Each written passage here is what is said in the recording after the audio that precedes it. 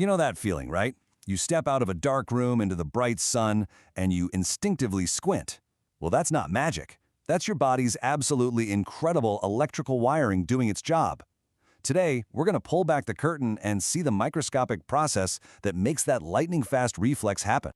So picture it. You walk outside, it's blindingly bright, and bam!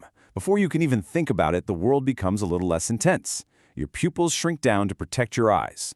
What you're experiencing is the pupil reflex, and it's a perfect example of your body reacting way faster than you can think.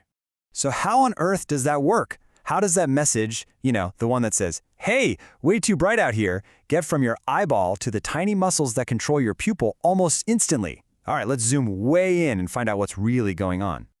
Okay, so this whole show is run by your nervous system, and it's made up of billions of these amazing, specialized cells called neurons. Just think of them as the fiber optic cables of your body, carrying signals from one place to another at unbelievable speeds.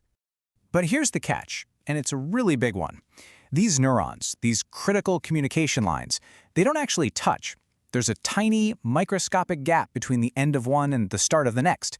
So how in the world does the signal get from one wire to the next if there's a literal gap in the line? This connection point, that's the secret. The tiny gap itself is called the synaptic cleft. The neuron that's sending the signal, we call that the pre-synaptic neuron, and the one receiving it is the post-synaptic neuron. The whole shebang, the sender, the gap, and the receiver, that's what we call a synapse. And let's be really clear about this. The synapse is the absolute heart of communication in your nervous system. It's the command center where a signal gets passed on or maybe even stopped in its tracks. Every single thing, from thinking about what to have for dinner to that automatic reflex, it all hinges on these tiny junctions working perfectly. So if that electrical signal can't just leap across the gap, what does it do? Well, it pulls off this incredible little trick. It completely changes its form and performs what you could call a chemical handshake to pass the message along. And here's what that transformation looks like. An electrical signal arrives, gets turned into a chemical one, and then back into an electrical one. Now you might be asking, why bother? Why not just have the electricity jump across? Because this chemical step is where all the control happens. It allows your system to fine-tune the signal, to crank up the volume, turn it down, or even shut it off completely. It's the difference between a simple on-off switch and a sophisticated dimmer dial. And once that message is delivered, bam! It's converted right back to electricity to zip along its way. Let's walk through this chemical handshake step by step.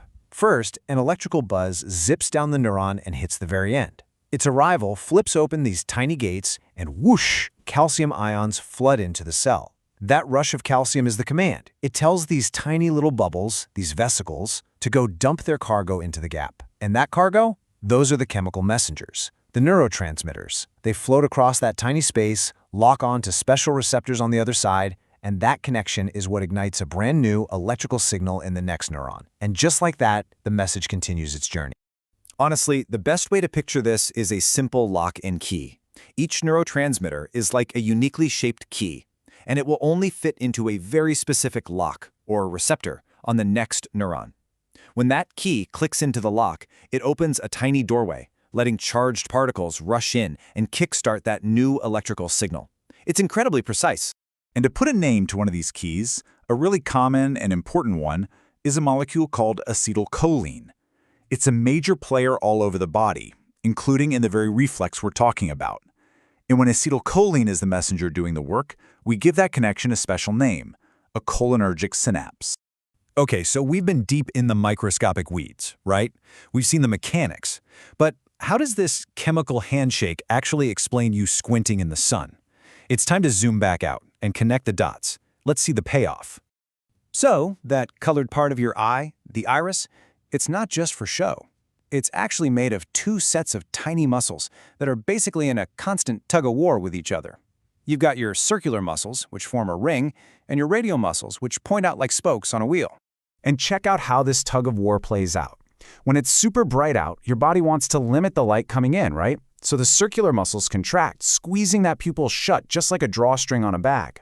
But in dim light, it's the total opposite. Your body is desperate for more light, so the radial muscles contract, yanking the pupil wide open. But here's the billion-dollar question. What tells these muscles when to pull? What gives them their orders? And by now you know the answer. It's a signal sent from a nerve and delivered to the muscle, right across the synapse. So let's put it all together. This is the big aha moment. Bright light hits your eye. That triggers a signal that zips down a sensory neuron. It gets to a synapse and does its chemical handshake to jump to a motor neuron. That motor neuron carries the new signal across another synapse straight to your circular iris muscles, screaming, "Contract!" Your pupil shrinks, and that entire chain of events happens in an instant. So just think about that. As you're sitting here listening to this, that tiny electrical to chemical to electrical process is happening billions with a B of times every single second all over your body. It's not just about your eyes. It's the reason you can think, the reason you can move your hand, the reason you feel anything at all. So it makes you wonder, doesn't it? What other parts of you, right this second, are being controlled by these tiny little chemical handshakes?